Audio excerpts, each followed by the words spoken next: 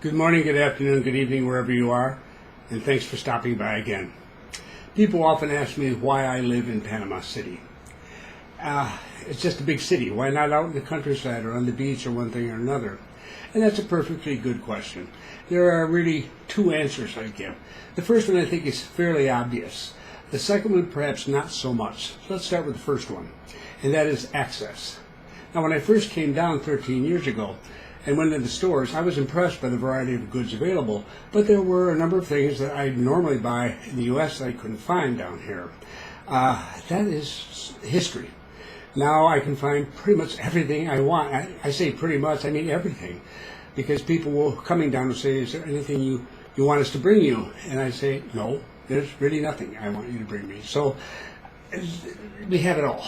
And when it comes to activities, nightlife and sporting events and art shows, whatever, bridge tournaments, across the board we have activities going on constantly in the city. The biggest challenge really is just so much going on is to find the particular activity you're interested in. But if you keep talking to people, you'll find it. It's there. And it's a cosmopolitan city. Although many of the people appear to be Panamanian because they speak Spanish, they will indeed be from all over Latin America here in business. We have so many businesses that are located here, and many of their employees come from Argentina, they come from Mexico, they come from Brazil, they come from Chile, Peru, Ecuador, as well as from North America, Europe, and Asia. So with this wide variety of people and the growing numbers of them over the last decade, the market for many different things, for activities and goods and everything else, has grown to a point where it can support someone who's bringing that service or that activity or that good into the community. So it's worth their time to do it, and they do it. So access is, if it's important to you, it's particularly important to younger people, they say, although I find quite a few older people who like it too. Then it can be very important. It's also where you find the best hotels, you find the best restaurants, and lots and lots and lots of restaurants, the best hospitals, the best supermarkets, the best malls, and everything else. Access is important to you in one area or another. Odds are it's right here in Panama City, available to you in more than one form. Now, it's not that they're not available in the countryside, they're becoming available. And they're moving out, and some of the services and stores that we only had here in the city when I first arrived now have branches out in the provinces. But there's no getting around the simple fact that Panama City is access to pretty much everything under the sun. And if that's useful to you, if that's the sort of thing you like, this is where you'll find the most of it. Now, the second reason doesn't always occur to people. When I first came down, it was my idea to live out in a rural area. In this case, up in the mountains with a view and all this sort of business. But I was coming back and forth then. I still had a business in the U.S., and I couldn't actually settle down here at that stage. That was 2004. By 2008, I was up to spending about half my time here and was just shifting over to spending full time as the business was closed down. And I had to make a decision. Was I going to buy a place? Was I going to continue to rent as I was doing? Where was I going to be? And I realized that in that period of time, so much more had happened here in the city that I actually had grown to love the city and to appreciate it, despite all the traffic and the usual stuff you expect to get from a city. And I decided no. I thought I'd rather be here where it was happening, so to speak. It's useful to me for a number of reasons too, because I still do professional work and what have you, and it's good to be in the center here. But by the same token, as I say, it's like a living organism, and the city just keeps getting more and more interesting all the time. So for me, it's great fun, and I really enjoy it. And I find it keeps me active, and that's the most important thing too. I love it. But the second reason may not occur to you immediately. When I first came, I thought I'm going to live in the rural areas, and I'll be within a couple hours of Panama City if I wanted to come in. But by the time I got to a point where I could actually think in terms of one place where I was going to stay and not have to run to the airport all the time, I realized I wanted to stay in the city. So that's the way it was. And as a result of that, I don't own a car. I happen to think that's a big, big plus. A lot of people wouldn't think that way. But really, I'd assumed I would have to buy one, and I would have had to buy one if I was out in the countryside. But in the city, I was able to walk. I have a rented apartment down in the central city area, although it's one of a dozen places where I could do this. And I could walk to markets, I can walk to movie theaters, I can certainly walk to restaurants and so forth and what have you. So I could walk to a lot of places, but then I would take taxis. Well, taxis were a bit of a pain in the neck, good deal of the time. You couldn't find one when you needed one, or he just decided he wasn't going that direction, or it wasn't far enough, or one thing or another. Most cities in the world, I'm sure there are a few exceptions, taxi drivers can be very annoying people when they want to be, and especially when there's none there, and it's in the late evening, and you really are standing out there in the street, and what are you going to do? Wait, is what it boils down to, or keep walking till you get to a busier street. That was a bit painful. I had a favorite taxi driver I used a lot, but I shared him with friends, and so he wasn't always available. Plus, he had his other clients, regular clients. So I found that I was building my schedule around his schedule instead of vice versa. Yet it worked, and I was okay with it. It wasn't ideal, but to be able to avoid all the hassles of the ownership, buying a car, maintaining a car, parking it, finding a place to park, and then of course driving through city traffic, which just gets, as the city grows, it gets heavier and heavier despite all the infrastructure expenditures. I really could do without it.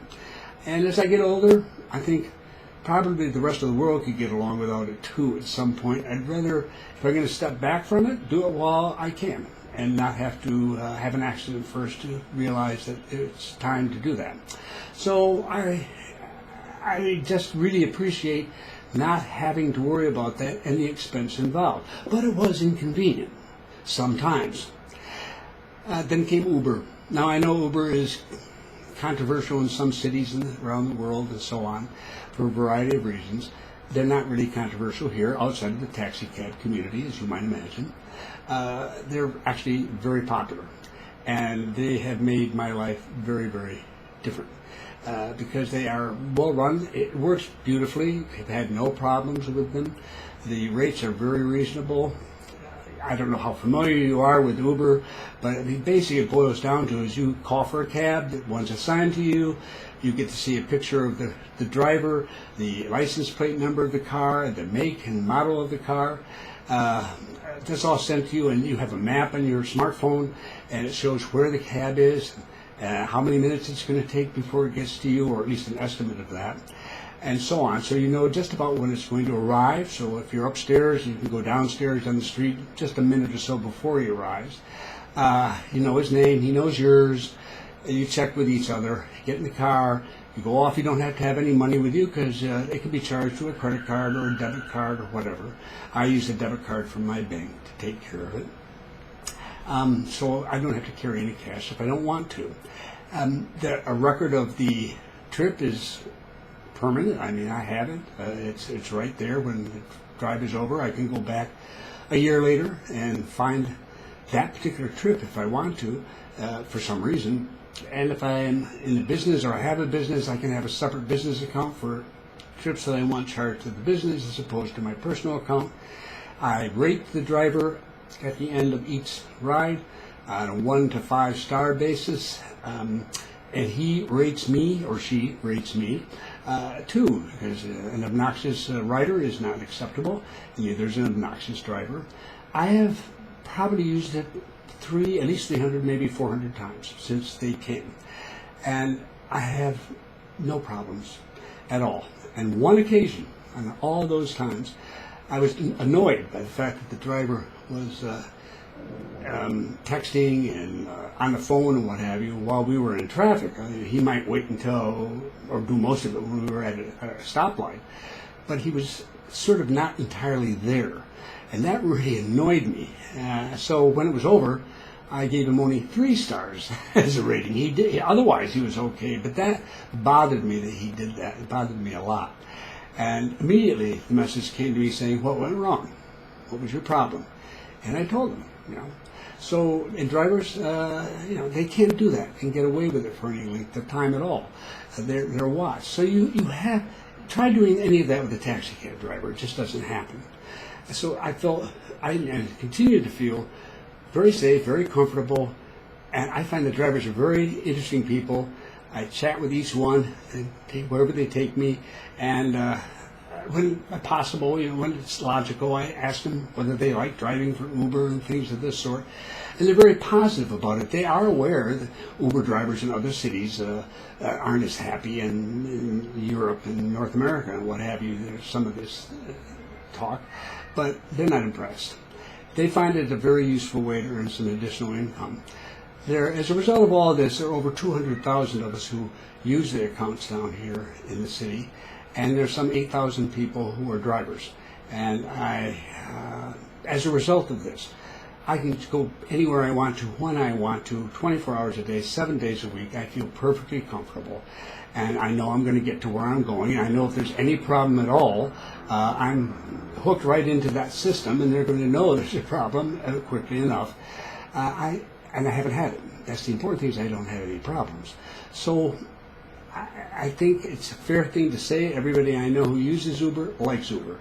And we would all be very upset if it suddenly stopped operating. But the result has been that my decision not to own a car now is no problem at all within the city, and I can get an Uber to take me further up the coast, for example. And I might pay $50-$60 for a trip if I want to up the coast. But really, I'm not going to do that very often. I haven't done it yet, but I've thought about it a couple times. But when I think of how much I'd be spending if I owned a car, bought one, or had payments on it or whatever, and maintained it and everything else to do, I don't think it's such a bad deal if once in a while I go off and I pay $60 for a trip up the coast and back. What's so big deal? More importantly, I don't have to worry about the traffic. I just sit there. I look around, I see the city, I enjoy myself. It's the driver, who's inevitably younger than I am, who takes care of that. And they're local drivers, and they know how to drive in Panama City. People come and say, oh, the driving is terrible here, the streets are terrible. They say that in every city I've ever worked and lived in, and that's a lot of cities after 50 years of overseas work. This is nothing compared as bad as those I've seen in Africa and Asia, and many cities there. So, but nonetheless, it's crowded. It can be extremely congested. It can be very frustrating, and it's somebody else's problem, not mine, unless it's delaying me for an appointment. But that's not a big deal here. We are Latin American after all. So, on the whole, I've found that the decision not to have a car here has been a very good one. I'm delighted I haven't done so. And if I really, really needed to go out in the countryside for some time, I could rent a car. But I don't need that.